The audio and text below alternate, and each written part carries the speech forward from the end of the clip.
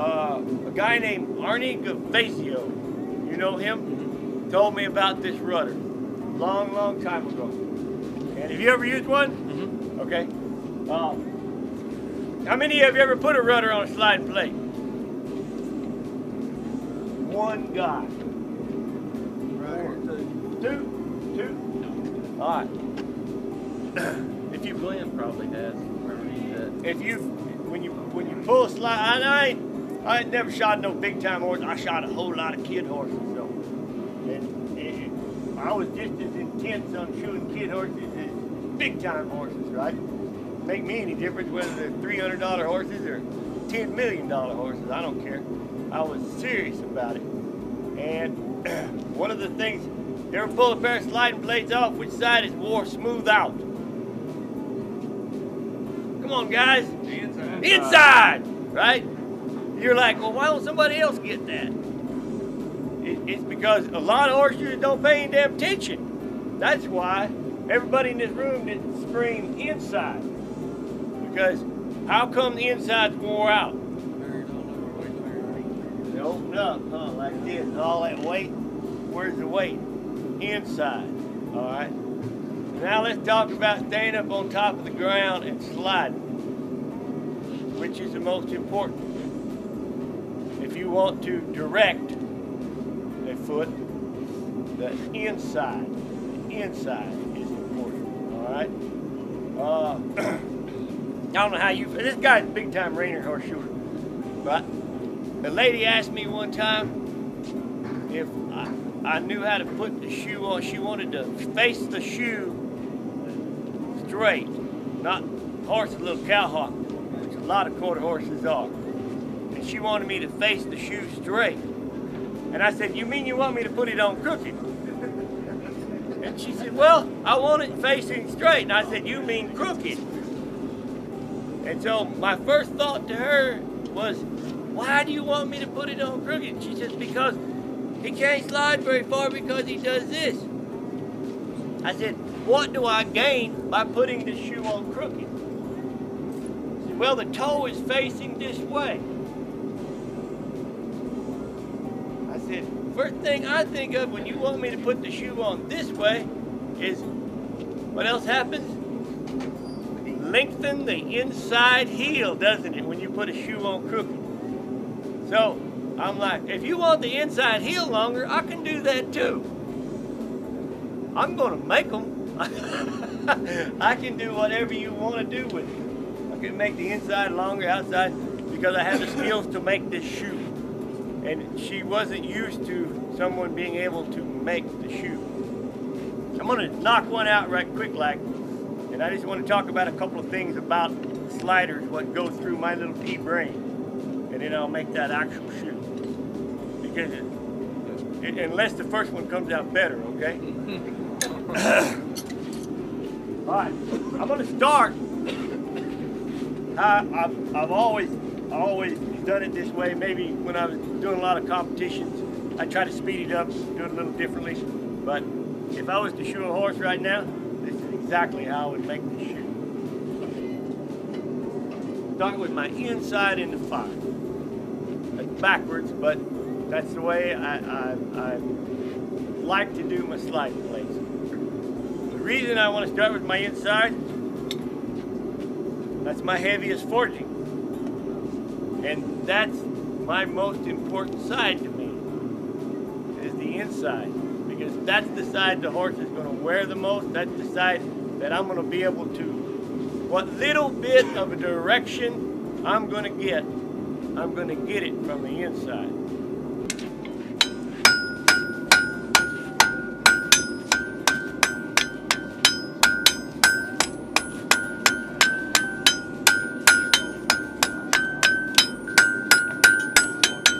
I want to think about that basically from the quarterback.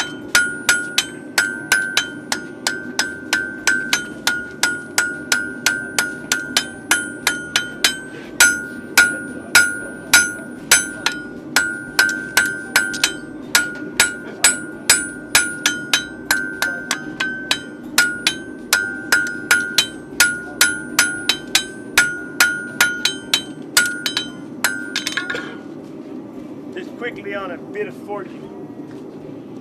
There's my toe, center part, right? That's going to be my toe. This is the outside of my shoe. If you notice, the first thing I did was I started on the outside of my shoe. Steel always comes to the hammer. So I thickened the outside of the shoe, right, by hemming it on the outside, and then I just cleaned it up on the inside. It's real easy to get rid of material on the outside of the shoe. It's a lot harder to get rid of material on the inside of the shoe. So I'm going to leave that thickened a little bit so that I'll have something to play with later.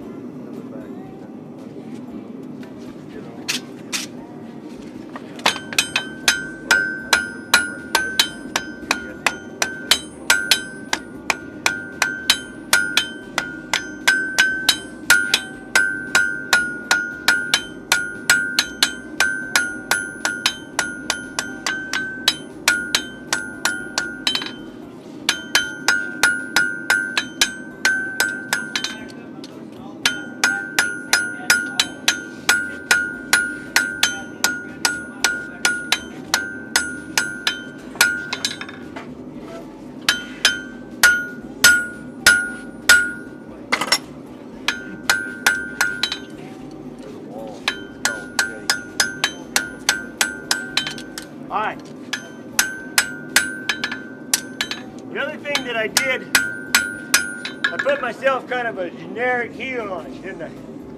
I didn't put any kind of check whatsoever. I got a generic big old round heel on it. That also allows me to go wherever I want to go when I get to that horse. Okay? I can do this, I can do that, I can do a lot of things with that round. As to where if I'd have made me a boom, check, I'm stuck with it.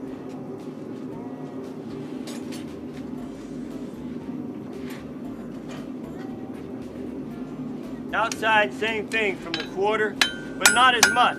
Just gonna come down, hammer one time.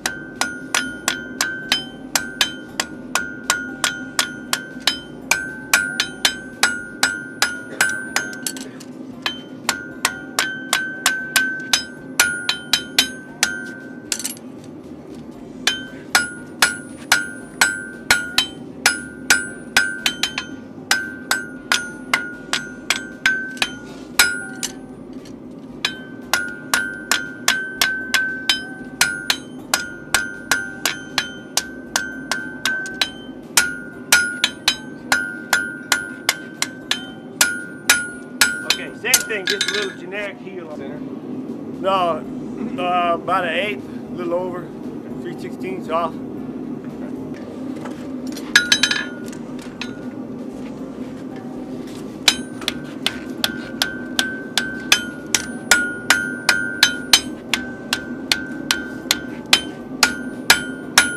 Like a boomerang.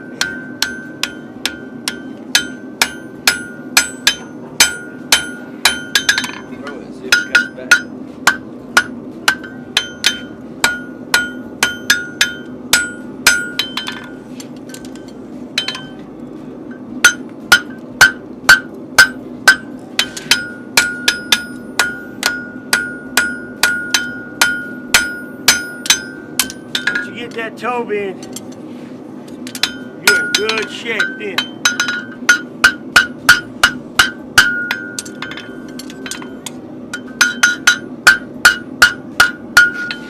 I know for me when I was shoeing horses, I'd get real sloppy making all my shoes, you know, and the slide plate one of them things you whip out really quick. I'm gonna tell you what, it's that toe bend.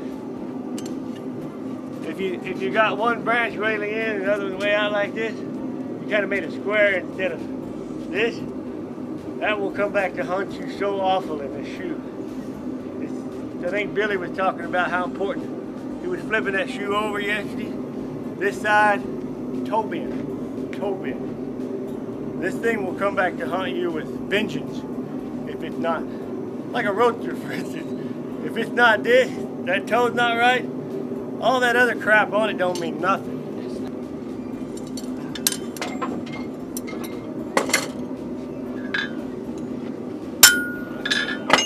One of the other things,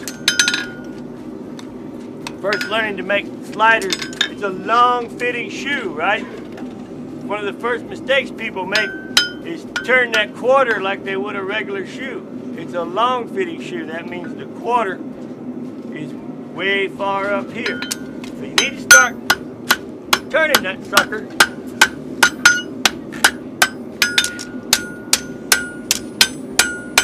The one thing about this big old wide stock,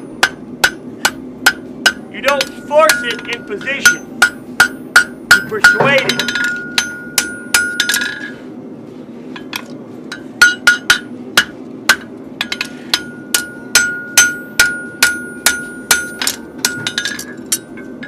The squarer a piece of steel is, the easier it is to force around a horn. The more elongated it is this way, the harder it becomes to force. The persuasion starts. Persuade it a little bit, stop. Persuade it a little bit, stop.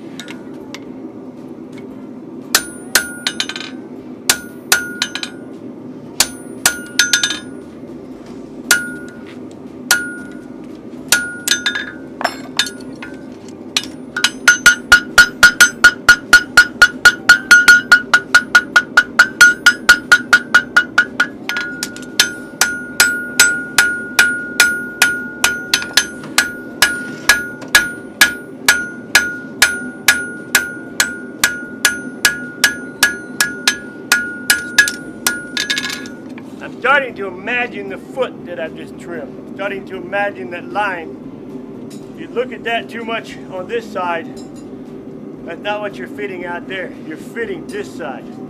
So I'm trying to imagine that foot. I've got the outside and I've boxed it. I'm going to fit it full all the way to there.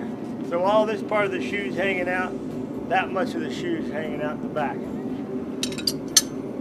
I'm trying to think about that as I go, so I got less work to do later.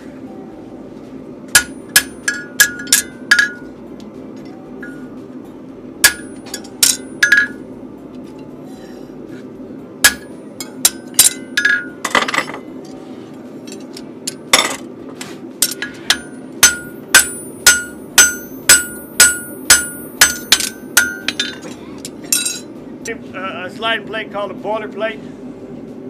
You ever heard that? Never made any sense to me, so first time I met Arnie, I asked him about that, and he said the reason they're called boiler plates is when we first started doing that, we take a torch and cut out of a boiler plate and nail it to a foot. Just the whole plate. and that's what started that stuff, and that's the reason for a long time they were called boiler plates.